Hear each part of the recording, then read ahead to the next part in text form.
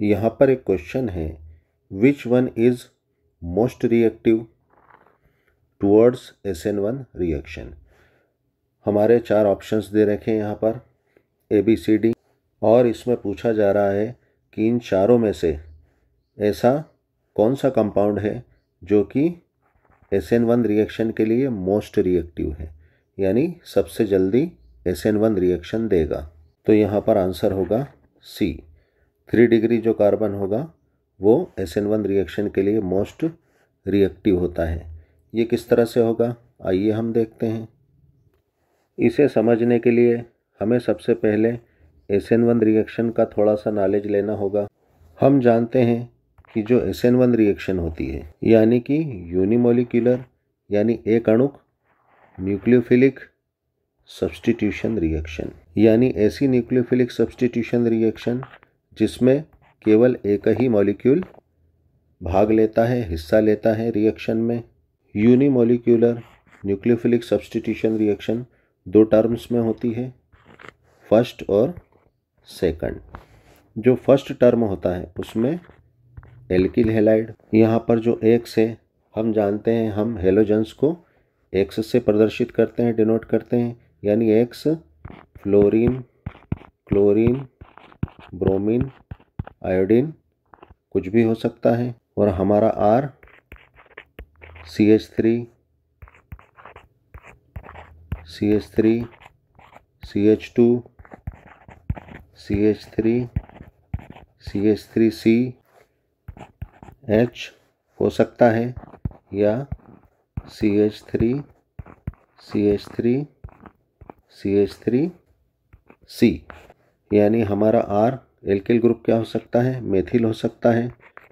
1 degree alkyl group हो सकता है, 2 डिग्री हो सकता है, या 3 डिग्री एल्किल ग्रुप हो सकता है। लेकिन हम यहाँ पर SN1 रिएक्शन को समझने के लिए सिंपल वाला मेथिल ब्रोमाइड मॉलिक्यूल है ना, मेथिल ब्रोमाइड कंपाउंड लेंगे।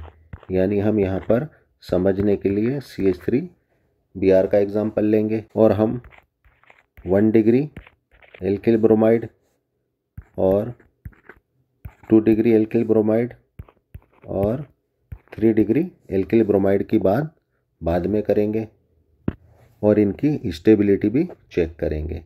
तो सबसे पहले हम इस इजी एग्जाम्पल से SN1 रिएक्शन को समझ लेते हैं।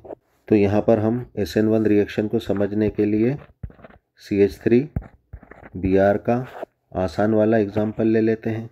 तो SN1 रिएक्शन में जो फर्स्ट टर्म होता है, जो प्रथम पद होता है, पहला पद होता है, उसमें जो है एल्किल हैलाइड का, जैसे हमने यहाँ पर मेथिल ब्रोमाइड लिया, इसका क्या होता है, हेटेरोलाइटिक डिसोसिएशन होता है, यानी एक पॉजिटिव की तरह ब्रेक होता है और एक बॉन्ड लेकर नेगेटिव की तरह ब्रेक होता है। यानी जिसकी इलेक्ट्रोनेगेटिविटी ज़्यादा होती है वो बॉन्ड को लेके जाता है नेगेटिव पार्ट की तरह। तो इस हेटेरोलाइटिक डिसोसिएशन से क्या हुआ, हमें एक नेगेटिव पार्ट यानी कि क्या मिल गया, न्यूक्लियोफाइल मिल गया, और एक जो है पॉजिटिव पार्ट है ना, कार्बन पे पॉजिटिव, यानी क्या मिल गया, एक कार्बोकेटाइन मिल गया हमें, यानी कार्बन पर पॉजिटिव चार्ज। तो हमें क्या मिला, एक तो कार्बोकेटाइन मिला और दूसरा मिला हमें न्यूक्लियोफाइल यानी Br निगेटिव मिला। अब दूसरे टर्म में क्या होता है, हमें ये जो कार्बोकेटाइन मिला है ये क्या करता है, एक दूसरे न्यूक्लियोफाइल, मान लो ये हाइड्रोक्साइड है, OH निगेटिव, यानी हमारा पहला न्यूक्लियोफाइल क्या था, Br निगेटिव, और दूसरा न्यूक्लियोफाइल क्या है, OH निगेटिव। तो सेकंड टर्म में ये दूसरा न्यूक्लियोफाइल यानी OH निगेटिव हाइड्रोक्साइड ये क्या करता है, इस कार्बोकेटाइन से जुड़ जाता है, अटैच हो जाता है, और क्या बना देता है, CH3OH यानी मेथिल एल्कोहल बना लेता है। तो यहाँ पर अगर हम देखें तो हमारे फर्स्ट टर्म में हमें क्या मिला, एक तो कार्बोकेटाइन मिला और न्यूक्लियोफाइल ब्रेक होकर बाहर निकला, और दूसरी टर्म में क्या हुआ कि एक न्यूक्लियोफाइल के हटने के बाद दूसरा न्यूक्लियोफाइल जो है उसकी जगह पर कार्बोकेटाइन से अटैच हो गया, यानी एक न्यूक्लियोफाइल का दूसरे न्यूक्लियोफाइल से क्या हुआ, सब्स्टिट्यूशन हुआ है ना, उसका रिप्लेस हुआ, इसलिए इस रिएक्शन को न्यूक्लियोफिलिक सब्स्टिट्यूशन रिएक्शन कहते हैं। और यूनिमोलिकुलर यानी एक अणुक इसलिए इसको कहते हैं क्योंकि यहाँ पर जो फर्स्ट टर्म होता है वो होता है स्लो, और जो सेकंड टर्म होता है वो क्या होता है, फास्ट होता है। और हम जानते हैं केमिस्ट्री में सिर्फ स्लो रिएक्शन को ही काउंट किया जाता है, फास्ट रिएक्शन को काउंट नहीं किया जाता। तो अगर हम दोनों रिएक्शंस को, दोनों टर्म्स को अगर वॉच करें तो पहले टर्म में क्या है, सिर्फ एक ही मॉलिक्यूल रिएक्शन में भाग ले रहा है ना, टेक पार्ट कर रहा है। लेकिन दूसरे वाले अगर टर्म में हम देखें तो एक तो कार्बोकेटाइन और दूसरा क्या है, OH नेगेटिव है ना, न्यूक्लियोफाइल OH नेगेटिव।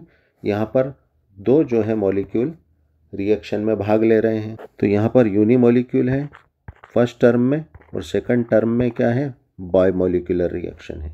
तो चूंकि जैसा हमने बताया कि यहाँ पर सिर्फ स्लो टर्म को ही केमिस्ट्री में काउंट किया जाता है, इसीलिए इसको यूनिमोलिक्यूल वाली है ना, यूनिमोलिकुलर न्यूक्लियोफिलिक सब्स्टिट्यूशन रिएक्शन कहा जाता है।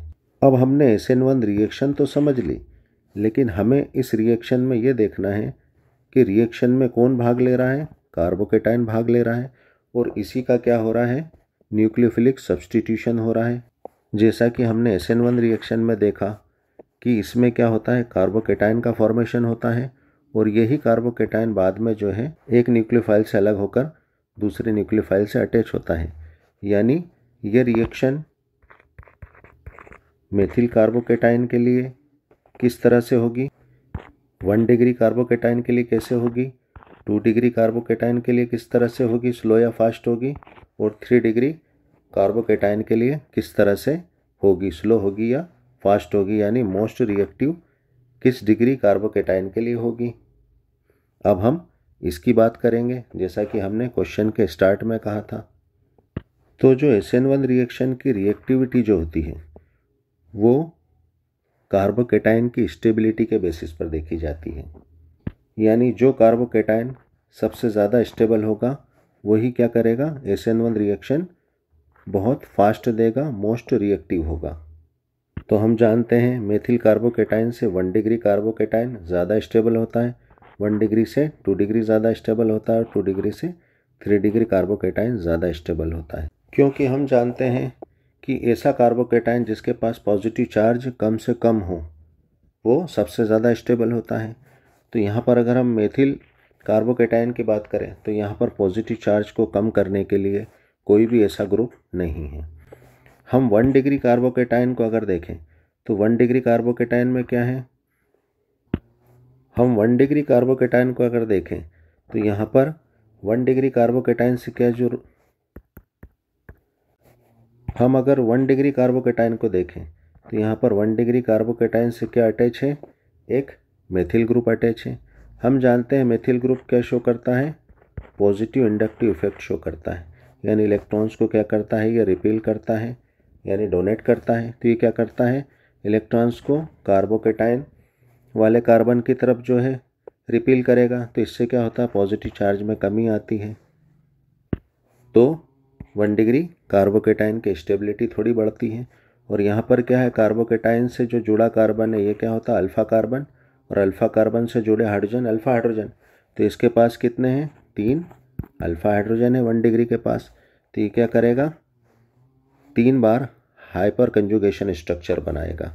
ठीक है, तो इसकी स्टेबिलिटी बढ़ती है इससे।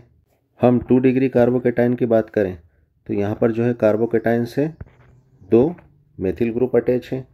तो ये क्या करेंगे, पॉजिटिव इंडक्टिव इफेक्ट शो करेंगे, और पॉजिटिव चार्ज है ना, कार्बोकेटाइन के पॉजिटिव चार्ज को और कम करेंगे। और दूसरा इनके पास कितने, 6 अल्फ़ा हाइड्रोजन है। तो ये क्या करेंगे, 6 बार हाइपर कंजुगेशन कर लेंगे, यानी 6 हाइपर कंजुगेटेड स्ट्रक्चर का फॉर्मेशन करेंगे। हम जानते हैं जितनी ज़्यादा हाइपर कंजुगेशन होता है उतनी ही हाइपर कंजुगेटेड स्ट्रक्चर्स बनती हैं, और वो मॉलिक्यूल कंपाउंड उतना ही ज़्यादा स्टेबल होता है। जैसा कि रेजोनेंस में होता है ना, बेंजीन में रेजोनेटिंग स्ट्रक्चर्स जितनी ज़्यादा होती हैं उतनी ही ज़्यादा स्टेबिलिटी बेंजीन में आती है। उसी तरह अगर हम 3 डिग्री कार्बोकेटाइन में अगर देखें तो यहाँ पर 3 मेथिल ग्रुप अटैच है, यानी यहाँ पर क्या होगा, तीन तरफ से बॉन्ड के इलेक्ट्रॉन्स कार्बोकेटाइन की तरफ शिफ्ट होंगे। तो यहाँ पर क्या होगा, कार्बन का पॉजिटिव चार्ज बहुत कम हो जाएगा।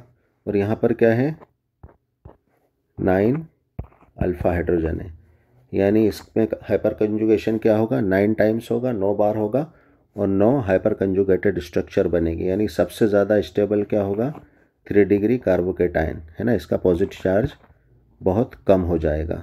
यानी SN1 रिएक्शन के लिए मोस्ट रिएक्टिव क्या होगा, 3 डिग्री होगा, ठीक है। उससे कम होगा 2 डिग्री और उससे कम होगा 1 डिग्री और सबसे कम क्या होगा, मेथिल कार्बोकेटाइन रिएक्टिव होगा SN1 रिएक्शन के लिए। बस इसी बेसिस पर हम इस क्वेश्चन के लिए आंसर चेक करेंगे। क्वेश्चन में हमें ये 4 ऑप्शंस दे रखे हैं ABCD, और इनमें कौन SN1 रिएक्शन के लिए मोस्ट रिएक्टिव होगा ये पूछा जा रहा है। तो ये चेक करने के लिए सबसे पहले हम इनके कार्बोकेटाइन की स्टेबिलिटी चेक करेंगे। तो हम इनका क्या करते हैं, हेटेरोलाइटिक डिसोसिएशन कर लेते हैं। इनको जो है यहाँ से ब्रेक कर लेते हैं चारों को, जैसा कि हमने एग्जाम्पल में फर्स्ट टर्म में बताया था, प्रथम पद में। हमें इन चारों ऑप्शंस के कार्बोकेटाइन प्राप्त हो गए हैं। अब हम इनकी स्टेबिलिटी चेक करेंगे। जो सबसे ज़्यादा स्टेबल होगा वो ही सबसे फास्ट है ना, SN1 रिएक्शन के लिए मोस्ट रिएक्टिव होगा। यहाँ पर अगर हम देखें तो इन चारों स्ट्रक्चर्स में क्या क्या हो सकता है, एक तो रेजोनेंस हो सकता है, दूसरा क्या हो सकता है, हाइपर कंजुगेशन हो सकता है, और तीसरा क्या हो सकता है, इंडक्टिव इफेक्ट भी शो करते हैं ये, क्योंकि बेंजीन रिंग के साथ साथ इनमें मेथिल ग्रुप भी अटैच है जो कि इंडक्टिव इफेक्ट शो करता है, और इनके पास अल्फा हाइड्रोजन एटम भी है जो कि हाइपर कंजुगेशन शो करते हैं। तो हम इस बेसिस पर इनकी स्टेबिलिटी चेक करेंगे। यहाँ पर रेजोनेंस होने के लिए एक कंडीशन दिख रही है हमें इन कंपाउंड्स में, डबल बॉन्ड, सिंगल बॉन्ड और पॉजिटिव चार्ज है ना, यानी कि एक डबल बॉन्ड, एक सिंगल बॉन्ड और एक पॉजिटिव चार्ज। ये कंजुगेटेड सिस्टम रेजोनेंस के लिए होता है। तो यहाँ पर कार्बोकेटाइन और बेंजीन रिंग के बीच क्या हो जाएगा, रेजोनेंस हो जाएगा और बेंजीन की रेजोनेटिंग स्ट्रक्चर्स बन जाएंगी।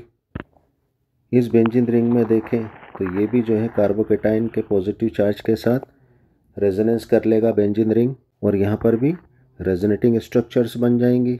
ऑप्शन ए की तरह ऑप्शन सी में भी क्या है, 2 बेंजीन रिंग है, तो ये भी क्या करेगी, कार्बोकेटाइन के पॉजिटिव चार्ज के साथ रेजोनेंस करके रेजोनेटिंग स्ट्रक्चर्स बना लेगी, क्योंकि यहाँ पर भी 2 बेंजीन रिंग है। तो ए और सी ऑप्शन में रेजोनेंस सेम हो गया। अब हम बी और डी में अगर देखें तो यहाँ पर एक ही बेंजीन रिंग है, रेजोनेंस कम होगा, यानी ऑप्शन ए और सी में ज़्यादा स्टेबिलिटी आएगी, ये तो हमें दिख ही रहा है। अब ऑप्शन बी और सी में क्या दिख रहा है, एल्किल ग्रुप दिख रहा है, मेथिल ग्रुप दिख रहा है, यानी यहाँ पर क्या हो जाएगा, हाइपर कंजुगेशन हो जाएगा। कितने अल्फा हाइड्रोजन है इनके पास, 3 अल्फा हाइड्रोजन है, और यहाँ पर भी क्या है, 3 अल्फा हाइड्रोजन है ना, इस मेथिल ग्रुप के पास। तो यहाँ पर भी क्या होगी, 3 टाइम्स हाइपर कंजुगेटेड स्ट्रक्चर बनेगी, यहाँ पर भी 3 टाइम्स हाइपर कंजुगेटेड स्ट्रक्चर बनेगी। और अगर हम इंडक्टिव इफेक्ट की बात करें तो हम जानते हैं मेथिल ग्रुप क्या करता है, पॉजिटिव इंडक्टिव इफेक्ट शो करता है। तो यहाँ पर एक ही मेथिल ग्रुप है, तो ये जो है कार्बोकेटाइन और CH3 ग्रुप के बीच के जो बॉन्ड के इलेक्ट्रॉन है उसको कार्बोकेटाइन की तरफ ये शिफ्ट करेगा, तो कार्बोकेटाइन के पॉजिटिव चार्ज में कमी आएगी। और यहाँ पर भी क्या है, एक ही मेथिल ग्रुप है, यानी इंडक्टिव इफेक्ट तो बी और सी में सेम हो जाएगा। तो यहाँ पर हम विचार करें तो हम जानते हैं कि इंडक्टिव इफेक्ट से ज़्यादा पावरफुल होता है हाइपर कंजुगेशन इफेक्ट, और उससे ज़्यादा पावरफुल होता है रेजोनेंस इफेक्ट। और हम जानते हैं कि बेंजीन के रेजोनेंस से कितनी स्ट्रक्चर्स बनती हैं, 5 स्ट्रक्चर्स बनती हैं, और जितनी ज़्यादा स्ट्रक्चर्स बनती है वो कंपाउंड उतना ही ज़्यादा क्या होता है, स्टेबल होता है। इन सब घटनाओं को अगर हम देखें, फिनोमिनन को अगर हम देखें, तो हमारा सी ऑप्शन जो है उसमें क्या हो रहा है, 2 बार तो रेजोनेंस हो रहा है, 3 टाइम्स हाइपर कंजुगेशन हो रहा है, और 1 टाइम क्या हो रहा है, इंडक्टिव इफेक्ट शो हो रहा है।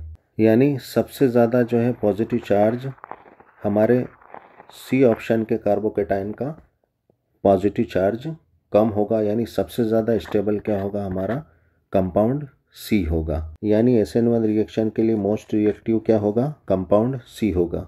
यानी हमारा आंसर ऑप्शन सी होगा। Thanks for watching. वीडियो को लाइक कर देना, फटाफट सब्सक्राइब करो।